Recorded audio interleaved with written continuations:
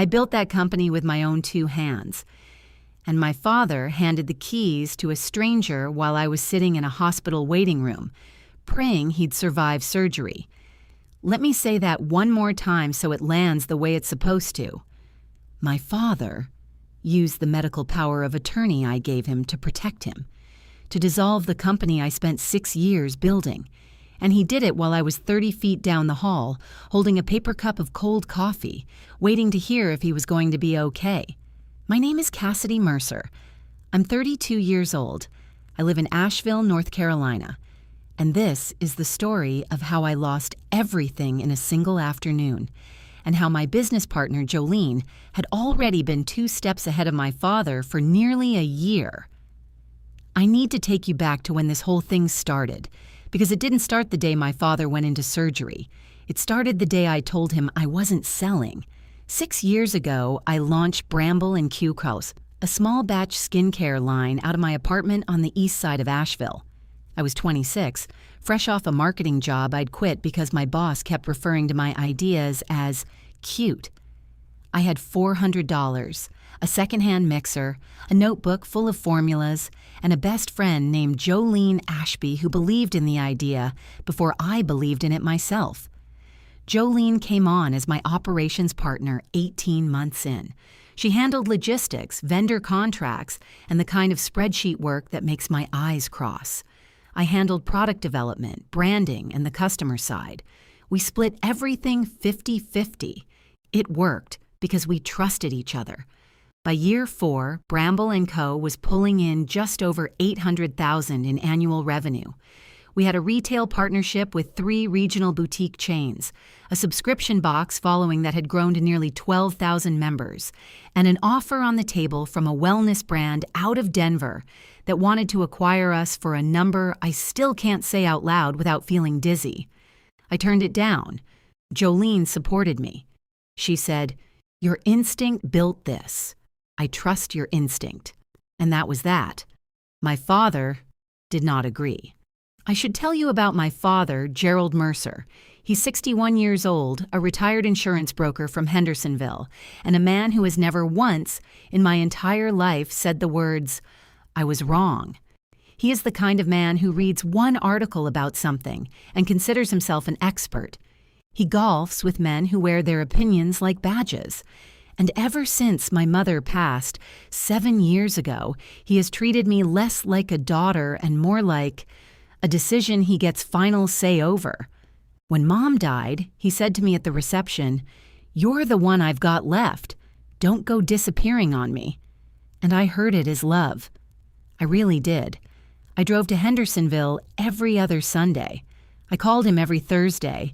I introduced him to Jolene. I brought him into the business in small ways, showed him the numbers, tried to make him proud.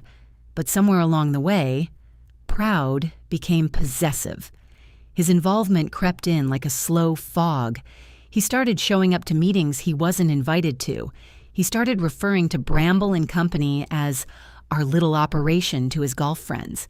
He started forwarding me articles about women who'd overestimated their market and burned out trying to scale. I smiled and nodded and changed the subject. I told Jolene it was just Dad being Dad. Jolene didn't say much, but I noticed her start keeping a separate paper trail of every contract, every vendor agreement, every licensing document. At the time, I thought she was just being thorough. I didn't realize she was building a firewall. 8 months before everything collapsed, my father had lunch with the Denver buyers, without telling me. I found out because one of the buyers, a woman named Priya, sent me a polite follow-up email saying she so enjoyed reconnecting with Gerald and hearing his thoughts on the transition timeline. I had to read that sentence 4 times. There was no transition timeline. I had said no. I had been clear. I called my father. He was calm, almost cheerful. "Sweetheart, they came back with a better number. I thought you'd want to know they were still interested."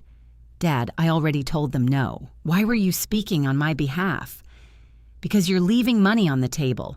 You're 32 years old and you're carrying the weight of payroll and inventory and Lord knows what else. Why do you want to keep doing this to yourself?" Because it's mine, I said. Silence. Then, very quietly, everything you have, I helped you build. I didn't sleep that night, not because he was right, because I knew he believed it. The surgery happened fast. 6 weeks after that phone call, my father went in for a cardiac procedure that was supposed to be routine. The night before, he asked me to hold his power of attorney documents, just in case things didn't go as planned. Standard paperwork. Protective paperwork. I signed it without reading the scope carefully, because he was my father and I was scared. And when someone you love is about to go under anesthesia, you don't read the fine print. I sat in that waiting room for 4 hours. I texted Jolene updates. She sent back heart emojis and the words, "I've got everything covered on my end." I thought she meant the business, the day-to-day stuff, shipments and customer emails. She meant something else entirely. My father came through surgery beautifully. He was awake and alert by early evening, already asking the nurse about the dinner menu. I went home relieved, exhausted, and grateful. I found out 3 days later. A vendor called Jolene to confirm the cancellation of our co-packing agreement.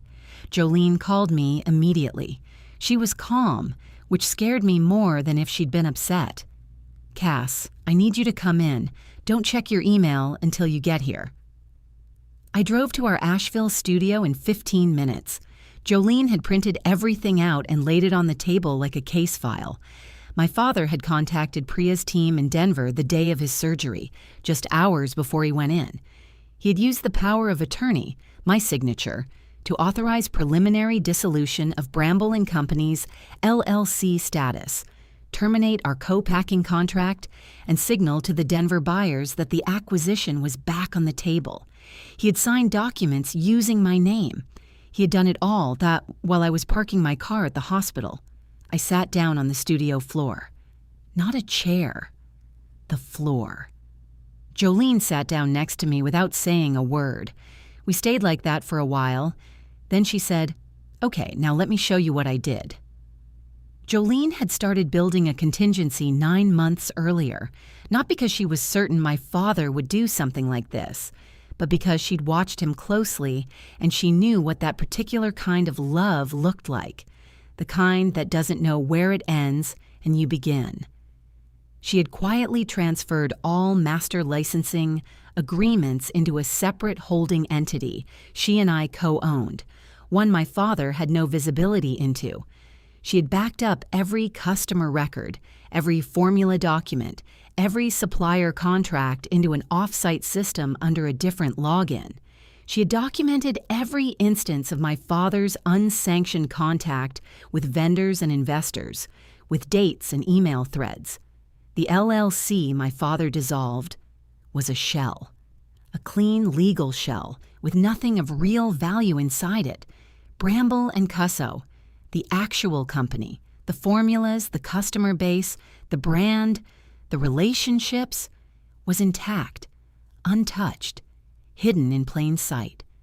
Jolene looked at me across the studio table and said, "He thought he was selling the house, but the house was empty, everything that mattered. We'd already moved." I confronted my father from across his kitchen table, 10 days after surgery. He was in a robe, looking smaller than I'd ever seen him. I came alone. I didn't bring Jolene. I didn't bring a lawyer, though I had one on standby. I brought the printed documents and I laid them flat in front of him. He didn't deny it. He sat very still and said, "I was trying to protect you." I've replayed that sentence so many times since then. In some part of himself, I believe he meant it. But the other part of me knows that protecting someone and controlling them can look identical from the inside. And only one of them is actually about love.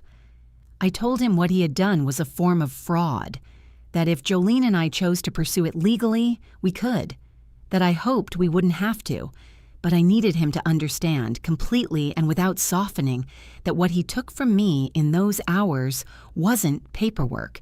It was trust, and trust, unlike an LLC, cannot be refiled. He cried. I did not. I told him I would call him in a month, and I left. We didn't pursue criminal charges. We consulted 2 attorneys, reviewed what it would cost emotionally and financially, and decided the better path was a formal legal notice protecting our business interests going forward and a permanent revocation of any access he'd ever had to our accounts or agreements. Jolene drafted the letter. I signed it. We sent it certified mail. Priya's team in Denver reached out once more, respectfully. Jolene and I had a long conversation about it. We declined again, but this time, I called Priya myself and told her directly, if our plans change, she'll hear it from me, not from anyone standing in my doorway. She said, understood. That's how it should have been from the start. 3 months later, Bramble & Company launched our biggest product line yet, a ceramide-based serum I'd been developing for 2 years. The subscription box sold out in 72 hours. We hired 2 new part-time staff. Jolene renegotiated our boutique contract and got us into a 4th regional chain. My father and I talk now. Not often, not easily. But we talk. He is seeing a therapist, which I suspect is not entirely voluntary, based on something my Aunt Patrice let slip on the phone one Sunday. He hasn't apologized in words, but last month, he mailed me a card. My mother's handwriting was on the envelope, which confused me for a second before I realized it was just her stationery, the kind she kept in the hall drawer for 30 years.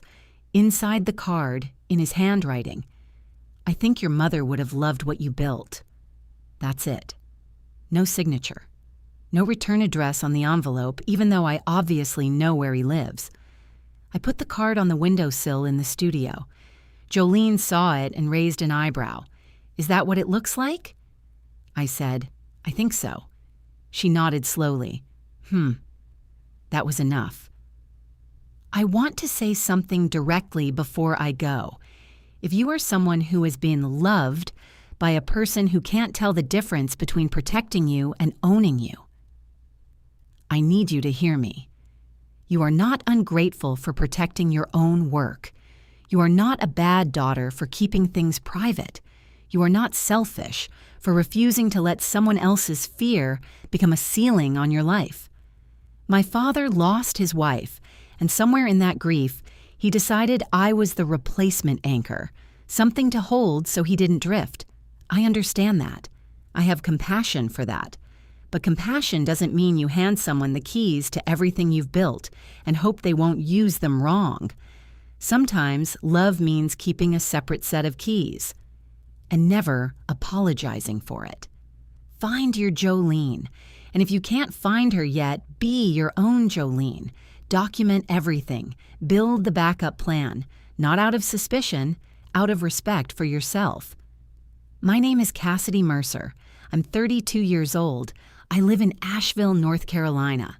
I run a company I built from $400 and a notebook. And for the first time in my life, no one else has the password.